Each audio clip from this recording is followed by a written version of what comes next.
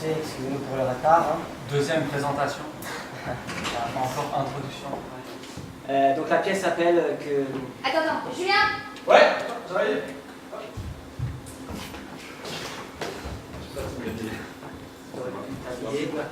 Voilà. Bon, alors que tu peux... Ah oui, pardon. Le titre de la pièce, ça s'appelle Que la terre m'étouffe si j'agis faussement. Voilà, donc moi je suis la personne qui a écrit cette pièce. Mais il est parti de nous en fait, il est Quel parti de auteur? monologue, mais Voilà. d'interviews qu'on a fait, on a fait voilà, un texte, la mais c'est la auteur. fiction. On s'appelle voilà, on s'appelle par nos prénoms, mais c'est que la fiction, on n'est pas forcément d'accord avec tout ce qu'on dit, je tiens à préciser. Je vais juste te dire deux choses. Alors, cette pièce parle donc de nous, on porte nos noms, parfois on joue des personnages, on porte nos noms, parfois on joue des Moi personnages. aussi, je porte mon nom. Je le porte. Voilà, et du coup c'est tout, c'est une étape de travail, c'est une maquette, voilà, tout le monde est au courant. Et, On va travailler 2 semaines. Voilà, Moi, je vais avoir le temps de m'habiller normalement. Je vais pas et c'est être. tout. J'ai besoin de... Et juste sur l'écran, vous verrez des sous-titres quand on va parler dans des langues étrangères et aussi les titres. Donc voilà, Et titres. voilà, on commence avec un titre. Donc, titre et sous-titre. Voilà, allons-y. Bonne soirée.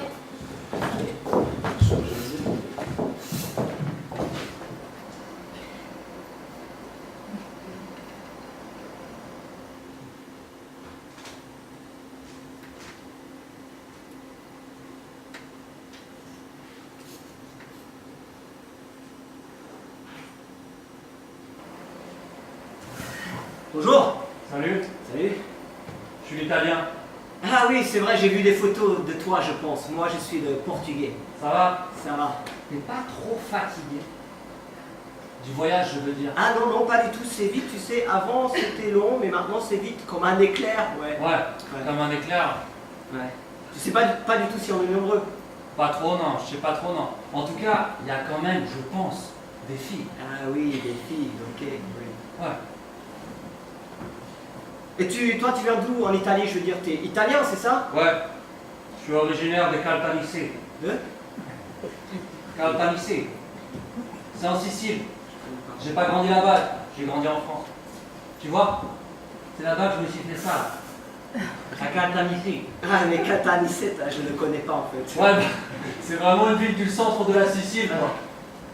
C'est une ville assez connue en fait, c'est une ville un peu industrielle, une ville d'ouvriers, en plein milieu de la Sicile, en mode, en août, tu meurs quoi. Il n'y a pas la mer, il faut aller ailleurs. Ouais, je vois, moi c'est pareil. Bon, en tout cas, on a pas mal de trucs en commun, toi et moi, hein. Bon. Moi, au Portugal, c'est pareil. Je viens d'une ville au centre du pays, São Terra de Magos, la terre sauvée par les mages. Très connue pour ses touradas, corridas. C'est comme ça qu'il faut les corridas. C'est pour ça que j'ai ravé de verrer. Ah, t'es un corrida. Voilà. Mais après, oui, l'été c'est pareil, il faut aller à 40 km à la plage, sinon tu meurs quoi. Ah, tu vois, ouais. cette cicatrice, je la suis faite là-bas aussi. À Saint-Valentin. Ah, bonjour, ça va? Bonjour. Bon, moi je suis là pour représenter, non, pas représenter. Je ne représente rien du tout, enfin bref, je suis le portugais. Et toi? Juive marocaine, je viens de Paris. Ah, juif parisienne, waouh, c'est un très beau mélange. Espagnol. Madrilène. De Madrid. Ouais, j'avais compris. T'es très... Vraiment enchanté. Est-ce que vous savez si on est au complet ou est-ce qu'on n'est pas encore tous là? Je suis pas au courant s'il y a quelqu'un qui doit encore arriver. Bonsoir. Nous sommes au moins 5, je pense. J'espère. C'est mieux d'être 5. D'être 5, c'est toujours mieux que 4. Ma mère aussi, elle disait toujours ça. Pas avec 5, non, pas forcément avec 5. Le chiffre 5, c'est pas très important, non. Elle faisait plutôt référence à quelque chose d'impair. Il faut toujours un contrepoint, un impair. Pour les roses, par exemple, elle déteste qu'on offre 2, 4 ou bien 6 roses. Je pense pas que ta mère ait raison. Je pense pas que tu aies raison. Je pense pas contre toi ou ta mère, hein, je la connais pas, ta mère, elle est peut-être très sympa. Mais bon, soit 4 ou 5, juste, qu'est-ce qu'on en a à battre? Ouais. Ouais, bon, je pense qu'il y a toujours une raison pour tout, mais bon, je peux comprendre qu'on ne soit pas d'accord. Ouais, quoi qu'il en soit, je pense que pour l'instant, il y a déjà nous. Faut faire avec ce qu'on a sous la main. Sous la main? Ah ouais, ce qu'on a devant nous. Faisons connaissance alors. Si on est 5, attendons la personne, alors c'est ridicule de pas pas être au complet, de répéter tout 2 fois pour rien. Ouais. Ouais, alors je pense que ce qui est juste, si jamais il y a quelqu'un d'autre qui arrive, eh bien que cette personne soit celle qui commence. Que nous ayons le droit de juste écouter. Ouais. Bon, en tout cas, moi, je voulais juste vous dire que je suis quand même hyper content d'être là. Et de partager tout ça avec vous. Qu'on partage cette aventure ensemble. Vous avez l'air d'être des gens complètement hors normes, hein. Très intrigants et très sympathiques. Oui. Ma mère aussi, elle disait toujours que c'est la première impression qui compte. Impression, ça se dit en français, non? Ouais, ça dure. Voilà. Vous m'avez plu dès que je vous ai vus, tous ensemble, pas en tant qu'unité, non, en tant que groupe. Le groupe qu'on crée, qu'on est en train de créer, avec nos différences et nos indifférences. Sincèrement, c'est tout ce que je ressens. Je préfère vous dire les choses dès le début. C'est quand même intime ce qu'on est en train de vivre. C'est ce qu'on va vivre, donc moi, je veux être intime avec vous. Oh, tu voulais vraiment dire intime avec nous? Ben ouais, je veux tout partager avec vous, même les choses que je ne dirais pas à quelqu'un d'autre. Ok. Bon, c'est pas très grave si vous ne me suivez pas. Ça va, ça va. Je t'avais dit qu'il n'y en a rien qui serait là pour faire le gentil.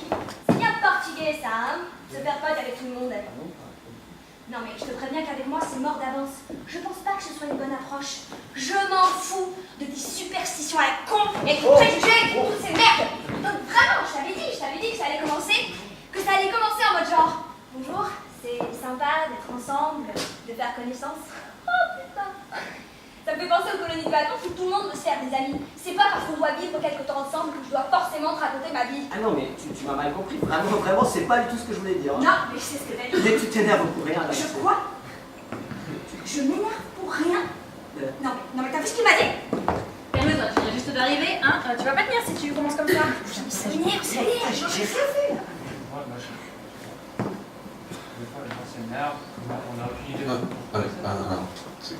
C'est vraiment dit, tu descends les escaliers et tu devrais arriver par là. Alors, ok. Bonjour. Je suis désolé d'être un peu en retard. Hein. Je pensais pas que c'était si loin. Vraiment. En même temps, faut se dire, c'est un peu perdu comme endroit. Non, vraiment, on se demande. Enfin, je me demande en tout cas qui viendrait se poser ici. Hein. Non, pas de soucis pour le retard. Ça va. Bonjour. J'avais oublié. Salut. Je suis... Portugais. Ah non, pas du tout. Non, c'est le portugais. C'est moi le portugais. Moi, je suis italien. Ok. Et toi? Français. Français? Oui, français, oui. Bonjour. Espagnol, française, luxembourgeoise. Bonjour, ça va? Je suis marocaine. Bonjour, oui, merci. Bon, on s'est dit que tu allais commencer, hein? N'est-ce pas? Ouais. Allez. Nous avons décidé que ce serait toi. En tout cas, le 5e serait celui qui commencerait.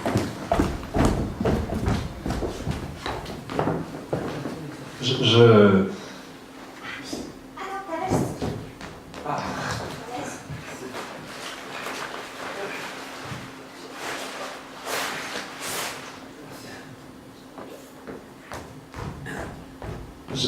Je m'attendais pas du tout à être le premier. Je suis surpris, je sais pas quoi dire. Je n'ai rien préparé. Je ne savais pas d'ailleurs qu'on devait préparer quelque chose. Est-ce qu'on devait préparer quelque chose? Non, c'est une maquette. Ah, ok. Alors je suis désolé, je n'ai rien préparé. Enfin, il me semblait qu'on aurait le temps que les choses, les présentations, les découvertes de nous, nos origines et tout ça. Là, je ne m'attendais pas à ce que ce soit si brusque. Hein.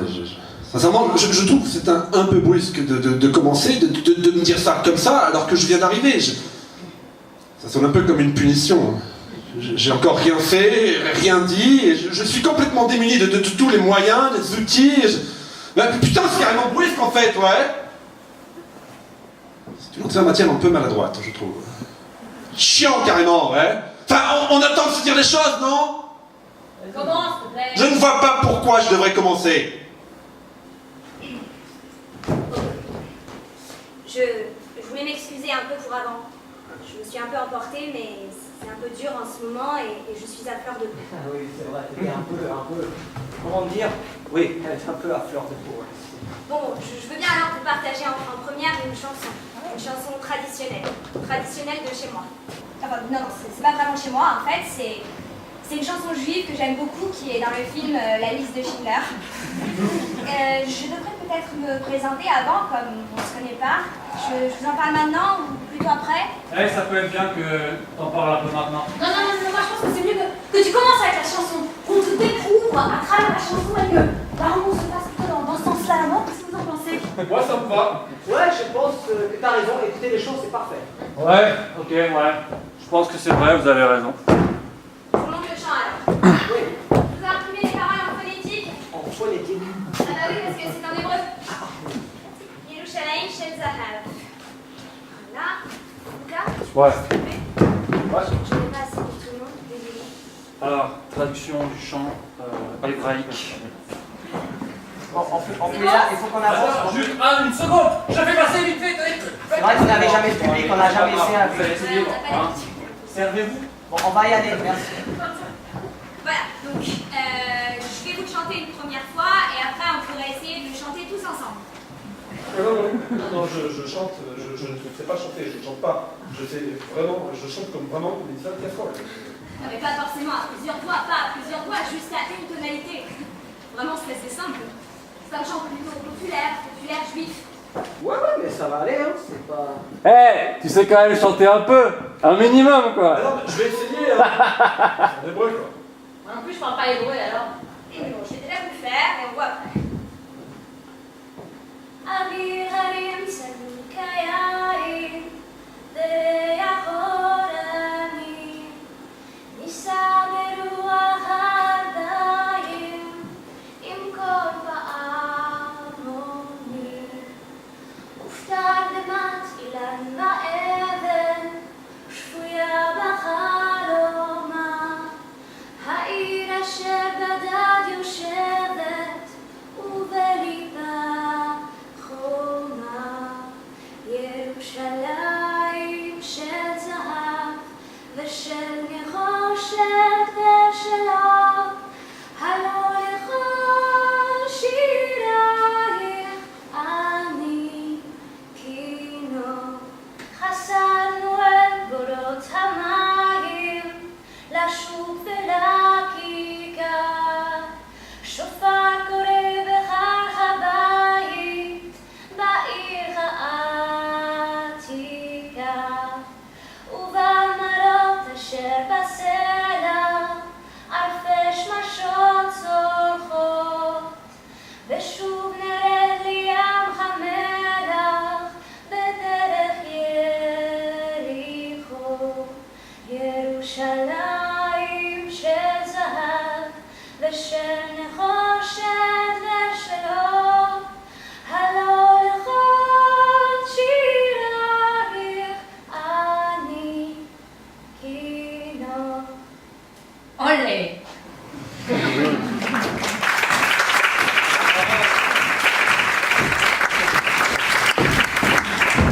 Bellissimo. Bravo. C'est très beau. Ouais, cette fois que tu portes vraiment ça, ouais. Super. Ça parle quoi du coup? Il y a la traduction là quelque part ou... Ah oui. L'air des montagnes est limpide comme le vin et l'odeur des pins est portée par le vent du soir au son des clochettes. Tandis que dorment l'arbre et la pierre, enfouis dans son rêve, la ville qui reste solitaire, une muraille dans le cœur. Jérusalem, Pour moi, cette chanson, elle est assez incroyable parce qu'elle parle de Jérusalem, mais elle parle surtout d'un lieu commun à plusieurs peuples. Elle ne divise pas la terre pour les uns ou pour les autres, ni pour une religion précise. Aujourd'hui, la terre doit être ça, quelque chose qu'on partage, une terre commune. C'est juste savoir vivre au quotidien. Bien sûr, ici en Europe, on est assez gâtés car toutes les nationalités se côtoient, plus ou moins, sans trop se taper dessus. Alors que dans notre terre promise, c'est pas le cas du tout. Jérusalem d'or, de bronze et de lumière. Pour toutes tes chansons, ne suis-je pas un violon? C'est ça qui me plaît dans ce chant. C'est une très belle fin, merci.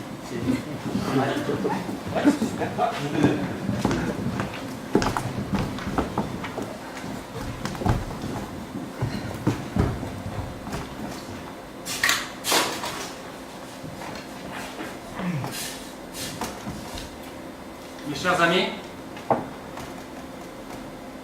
je mourrai, plantez un saule au cimetière. J'aime son feuillage éploré. La pâleur m'en est douce et chère, et son ombre sera légère à la terre où je dormirai.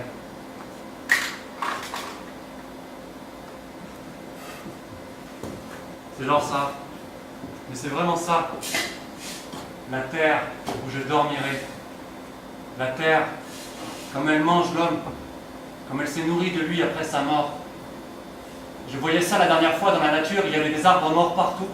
Et en fait, un arbre vit, et quand il meurt, il reste pendant trop longtemps. Trop longtemps. Il affiche sa mort, t'imagines? Nous, on meurt et on décrépit. La terre nous dévore, nous bouffe. Mais l'arbre, imagine le temps qu'il reste debout.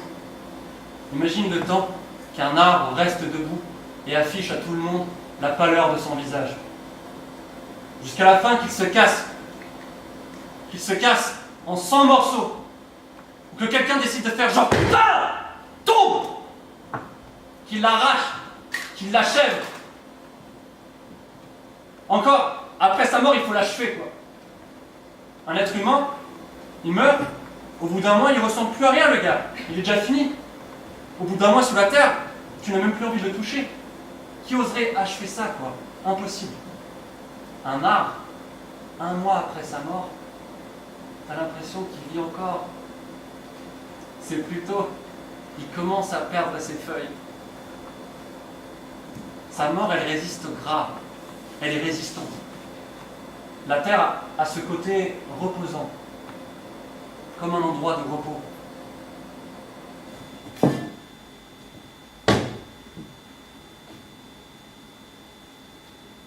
Être enterré à même le sol. Je veux même pas de cercueil. Je veux être enterré, jeté dans la terre. Je veux qu'on creuse un trou dans la terre et qu'on me foute dedans. Que mon corps soit jeté dans la terre et que la terre, elle se referme sur moi et que je disparaisse d'un trait. E che scompare, vedi, e che le mie ossa fossero la sola cosa presente. E poi anche le mie ossa un giorno scompariranno. Ma vuoi veramente farti mettere sottoterra? Per me è una completa angoscia. No, ma è troppo ragione, il corpo deve vivere attraverso la terra, che sia mangiato dalla terra, il terreno su cui camminava e su cui ha vissuto è la cosa più bella che può dare, la fine più bella. Sì, lo so che sarò volta e che non sentirò la cosa, ma comunque... Soprattutto vorrei che accadesse sulla mia terra, in Sicilia. Sei siciliano? Sì, mia madre è siciliana. Je m'appelle Luca, je suis sicilien. Ma mère est sicilienne. Je suis français. Mon père est français.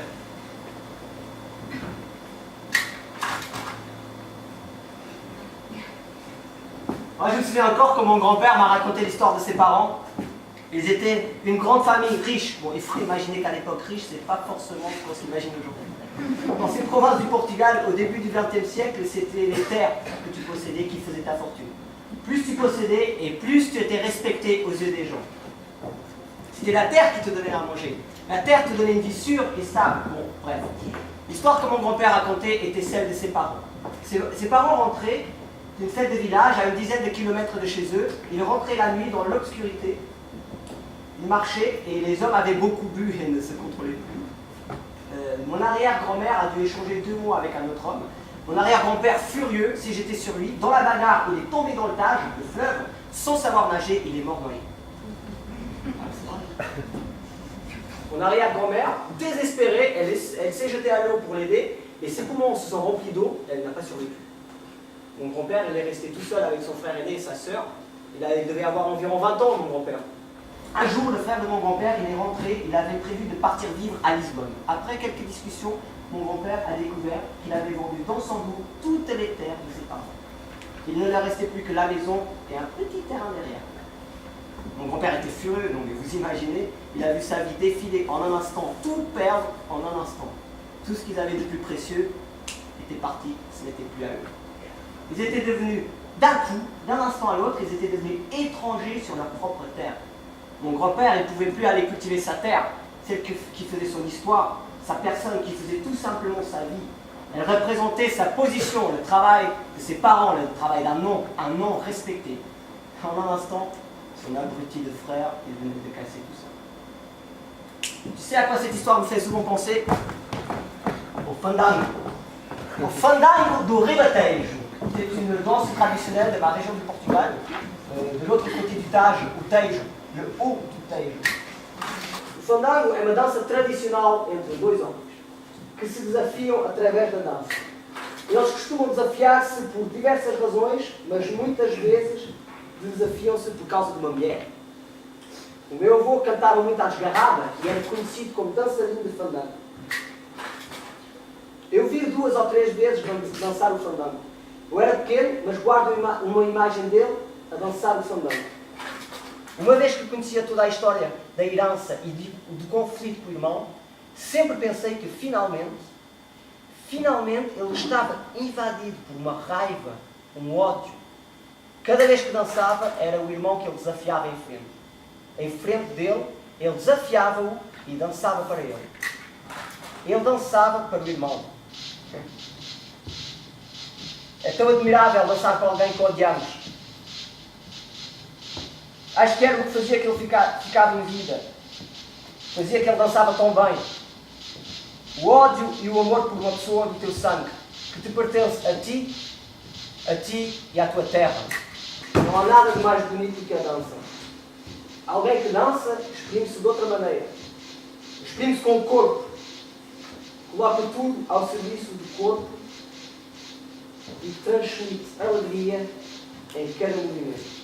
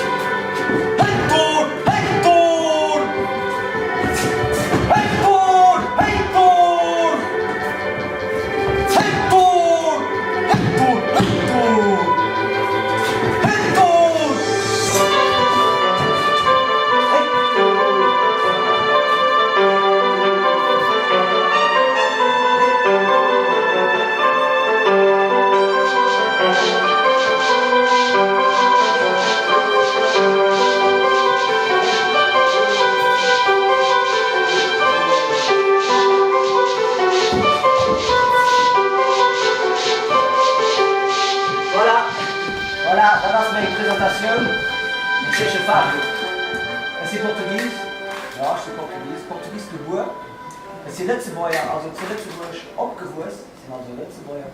Oud leven ja Frankrijk, is die Franseus. Er zijn also immer im Ausland, is in Ausland. Voilà, merci.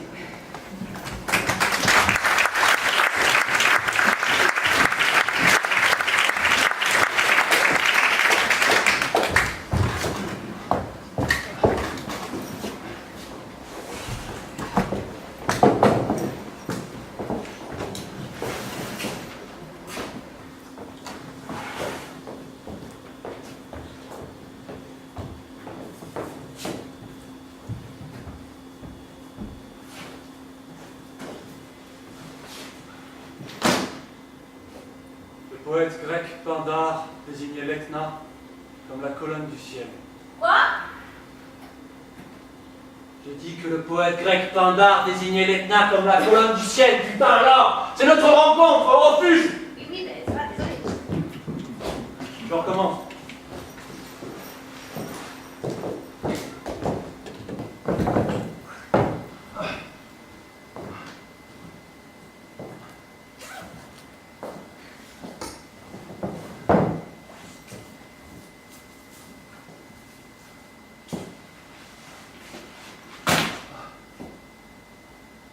Le poète grec Pindare désignait l'Etna comme la colonne du ciel. La colonne du ciel? C'est très beau, mais je comprends pas trop ce que vous dites. Excusez-moi, je me suis souvenu de cette phrase juste là en rentrant. Je voulais pas la perdre. Je veux dire, je voulais pas l'oublier à nouveau. Vous voyez ce que je veux dire? Salut. Moi c'est Lucas. Laure. Laure. Mais vous voyez ce qu'il veut dire avec la colonne du ciel? Vous ressentez pas ça, vous, quand vous êtes ici? Je veux dire, quand vous marchez dehors, là, vous ne vous sentez pas appartenir à quelque chose de vertical plus que horizontal? Verticale plus qu'horizontale. Ouais, on est posé là, et c'est comme si on était directement dans le ciel. Alors que quand on est dans une grande ville, c'est pas du tout comme ça. Ouais. Ouais.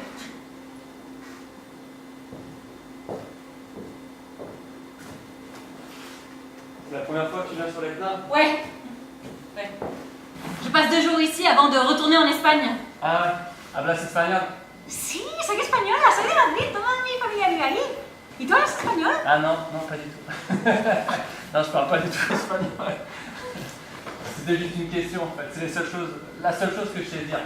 C'est les choses qu'on sait dire dans toutes les langues. Ah oui, peut-être. Comme Ich liebe dich, Te amo, I love you, Te quiero.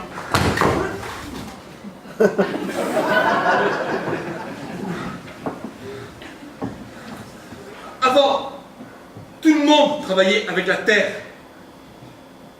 Aujourd'hui, tu veux trouver de la terre? Vas-y. Vas-y, va la trouver ta terre. Aujourd'hui, on peut toucher que du béton, que des choses résistantes. Rien ne se module. Tout est bétonné. Dans quelques années, on sera embétonné.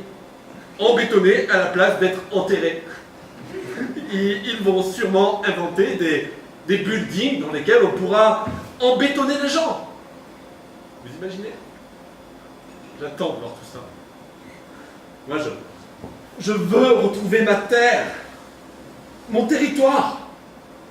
Je ne veux plus devoir manifester, me lancer dans une bataille qui, je sais, est perdue d'avance. De quoi ça sert que je me lance dans le vide? Putain!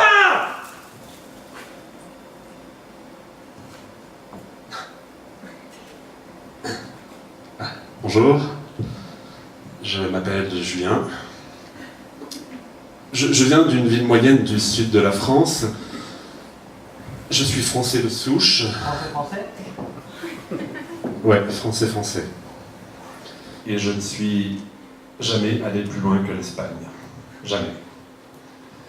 Je ne suis jamais sorti de l'Europe. L'Europe.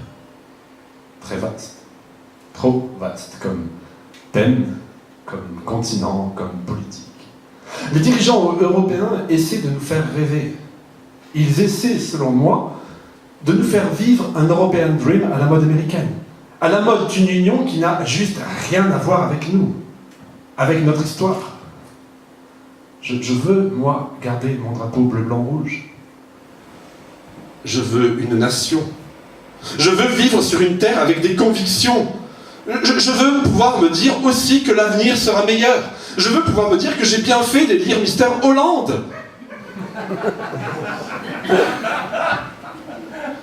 Je veux pouvoir me dire que je vais vieillir avec une bonne retraite. Je veux pouvoir me dire que ça ira mieux pour une nouvelle génération. Je veux pouvoir me dire que ma nation, ma république, va rester ce qu'elle est. Je veux pouvoir me dire qu'elle négocie pour notre bien et non pas pour le bien de ses politiciens. Je veux pouvoir me dire que la politique n'est pas corrompue, que la politique européenne va de mieux en mieux. Je veux pouvoir me dire que mes rêves ont un sens. Je veux pouvoir me dire que si je ne suis jamais sorti de l'Europe, c'est parce qu'elle me donne quelque chose. Je voudrais tellement pouvoir croire en tout ça. Mais ce que je vois, c'est des jeunes nationalistes qui s'inscrivent au Front National. Des communistes qui virent Front National. Ce que je vois, c'est que cette pute de Marine Le Pen arrive à me faire voir les choses autrement.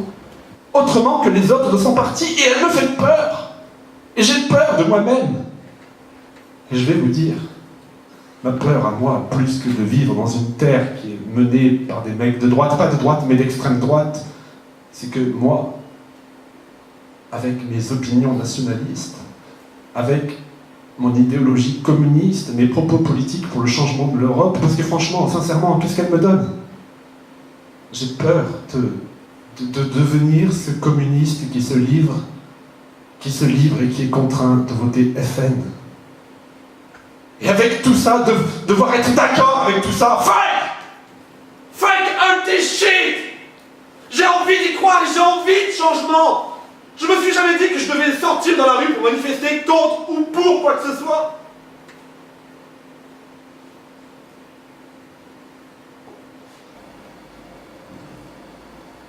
Je vous embête peut-être? Ils étaient en train de faire une scène d'amour.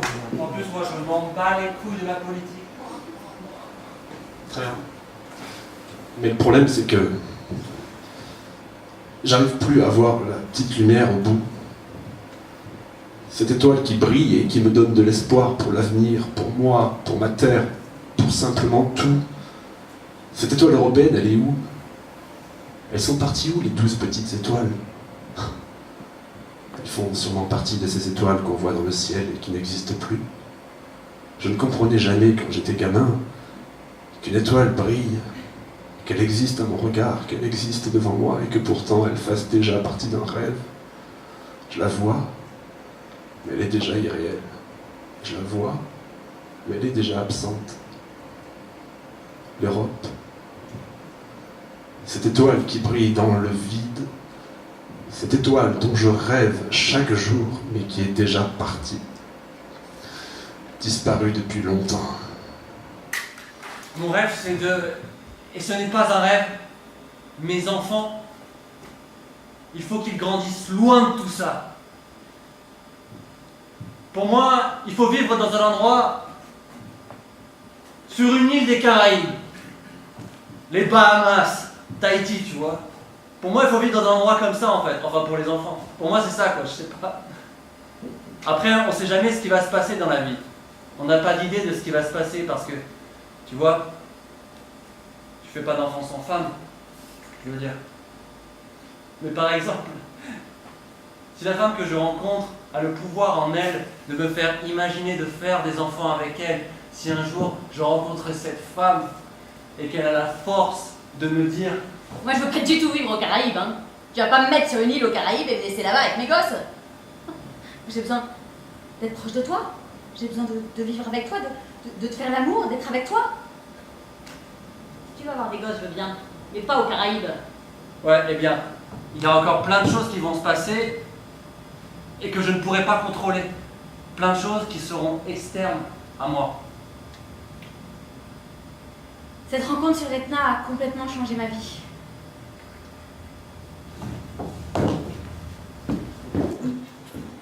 Cette rencontre sur l'Etna a complètement changé ma vie. Je n'y suis plus jamais retournée. Au plus haut volcan de l'Europe, j'ai vu les choses changer. J'ai vu un changement là où le feu est le plus haut, le plus fort, là où le feu te dit de brûler tout ce qui est douloureux et inutile dans ta vie. J'ai brûlé. J'ai brûlé tout ce que j'ai pu au sommet volcanique de l'Europe. Là où l'Europe brûle seule dans sa terre, là où la terre est vide et où il n'y a personne, là où la terre est noire et où le feu est la lumière fulgurante, là où l'Europe ne peut vivre, là où l'Europe ne peut exister. C'est là, à cet endroit, que j'ai vu le vrai visage de l'Europe. Ce visage que je peux regarder aujourd'hui sans peur et sans hésitation. C'est là, à cet endroit perdu de l'Europe, à cet endroit précis que je voudrais faire mes enfants. Ça te va ? Ouais, bien sûr.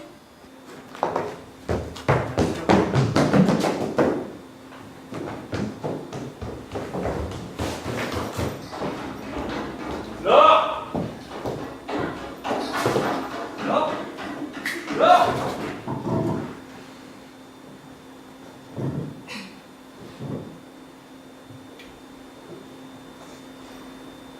Il est 16h30, je m'apprête à sortir. Et comme chaque jour en sortant, je touche avec ma main la mezouza qui est à l'entrée de chez moi. Et je porte la main à ma bouche pour l'embrasser. C'est un geste quotidien quand je rentre ou quand je sors. Je ne sors jamais de chez moi sans le faire, ce geste, même si je suis en retard. Ça ne me prend pas de temps supplémentaire ou quoi que ce soit. Ce jour-là, je n'étais pas du tout en retard, je devais aller voir Charlotte à Voltaire. Ce jour-là, j'ai fait le geste, la mezouza, je l'ai touchée 3 fois. Le temps n'avait effectivement plus d'importance à ce moment-là, car une fois que j'avais claqué la porte, la clé à la main pour la fermer, juste après avoir fait ce geste quotidien, je pense à ce qui se passe en Israël. Je pense aux Palestiniens, je pense aux Israéliens, je pense à ce qu'ils vivent chaque jour. Je pense à comment on en est arrivé là. Je pense à Hitler, je pense à la Deuxième Guerre mondiale. Je pense à ma famille qui a une maison en Israël et qui va y aller. Je pense aux Juifs à Paris. Je pense à mon père. Je pense que je suis juive, je pense que tout le monde le sait. Je pense à l'étoile de David que je porte autour du cou et du poignet. Et là, je pense à tout ce qui se passe en Israël, aux conflits, aux désaccords, à cette politique qui ne sait que tuer depuis des années sans trouver un accord valable et juste. Je regarde mon étoile de David et je sais qu'en ce moment, ce n'est peut-être pas bien de la porter. Je me demande pourquoi. Mais ça me fait peur de penser que quelque chose pourrait se passer ici, à Paris. On est bien loin de tout ça. Et surtout que je suis juive et non pas israélienne. Est-ce que les gens font la différence? Je me rends compte que personne ne ferait la différence s'il le fallait. Je suis devant ma porte, la clé à la main, je l'ouvre, je regarde la mezouza, je l'embrasse, just like every time, et je vais jusqu'à la chambre. Je préfère ne pas prendre de risques et je retire mon bracelet que je pense n'avoir plus retiré depuis des années. Je fais tout avec. Je me lave avec, je dors avec, everything. Et là, je le retire parce que j'ai peur. J'ai peur d'être juive. D'être juive en 2014.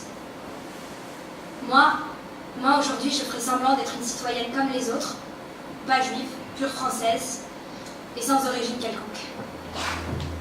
Mon père est marocain? Ah non, pas du tout. Si j'ai des origines juives? Non, pas du tout. J'ai fait ma communion et tout le tralala. Et je suis née en France, depuis des décennies que toute ma famille est française. Voilà. Ça se voit quand même que je suis française. Non? J'étais en train de vous raconter quelque chose, donc... Je suis devant ma porte, la clé à la main. Je l'ouvre, je regarde la mezouza, je l'embrasse.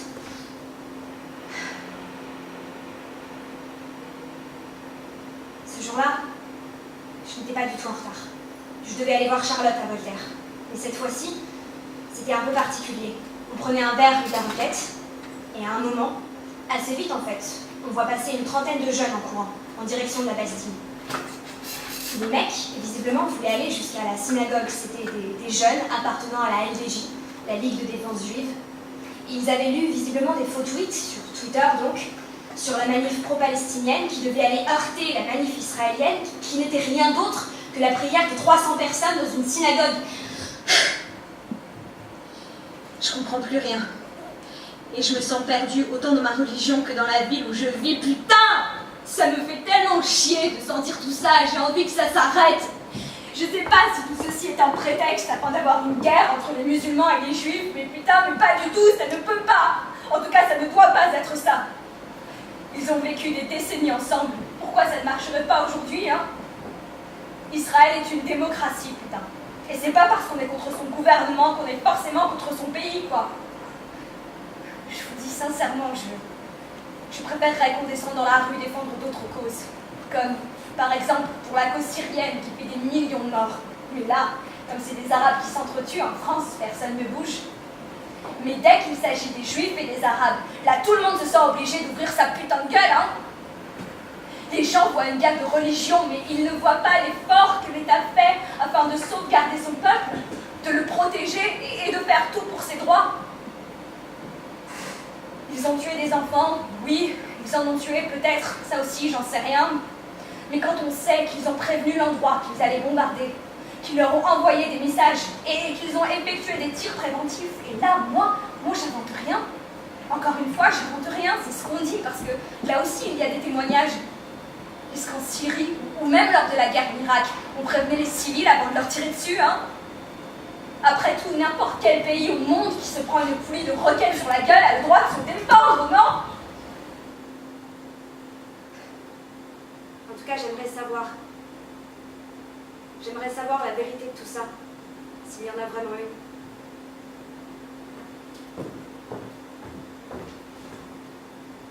C'est pour ça que j'ai refusé ce jour-là, le 13 juillet, j'ai refusé d'être juif pour que mon soutien à Israël soit de plus grande valeur, qu'il ait une plus grande importance à vos yeux. Je veux, comme tout le monde d'ailleurs, la paix en Israël. Merci de m'avoir écouté, vraiment. Je ne veux pas vous convaincre de quoi que ce soit, croyez-moi. Si jamais vous voulez qu'on en parle plus longuement, voilà mon numéro, 06 56 87 87 45. Appelez-moi, on ira boire un coup ensemble. Ça m'arrange si c'est sur la ligne 9. Voltaire, par exemple, rue de la Roquette.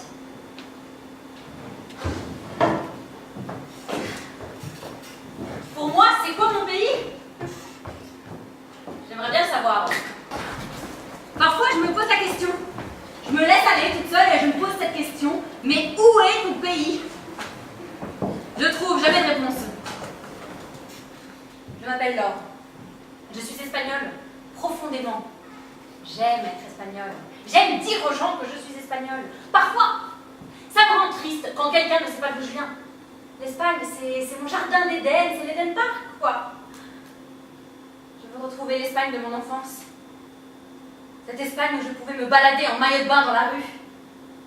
Je me souviens, j'avais un maillot de bain bleu électrique avec un gros Mickey dessus.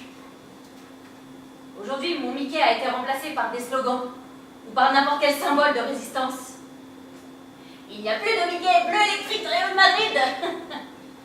Mickey aujourd'hui, c'est tous ces gars qui gouvernent l'Europe et qui n'arrêtent pas de nous donner des attractions, des manèges truqués, des manèges sur lesquels tu oublies ta misère et ton présent, des manèges qui cachent le vrai problème.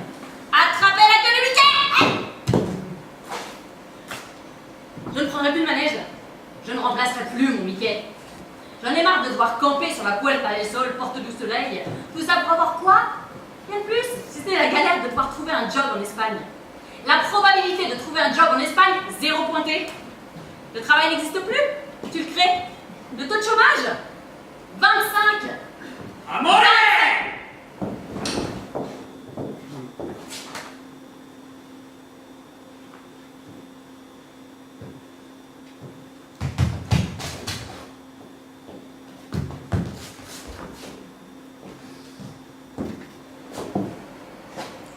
J'ai fui tout ça lorsque j'étais petite, avec mon Mickey. Lorsque je ne choisissais pas si je voulais porter Mickey ou porter les couleurs de la résistance. Je suis partie. Après, je me suis rendu compte que j'avais quitté l'Éden. Maintenant, quand j'y retourne, je cherche tout le temps cet Éden que je vivais petite. Mais je ne l'ai jamais retrouvé.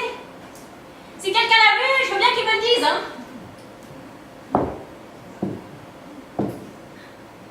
Car je ne retrouve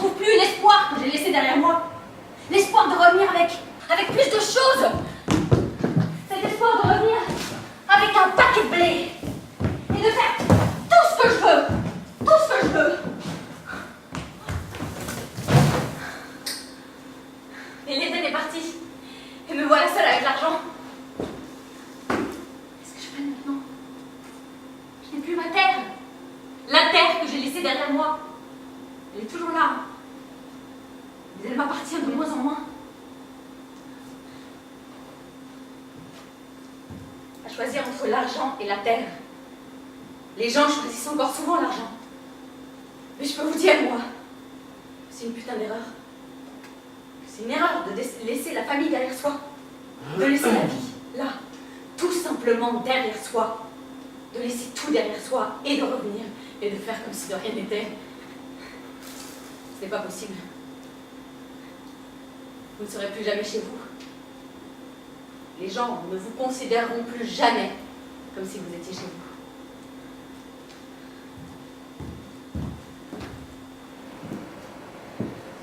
Aujourd'hui, quand je retourne chez moi en Espagne, les gens me disent que je ne parle plus assez bien espagnol. Je ne parlerai plus jamais assez bien espagnol.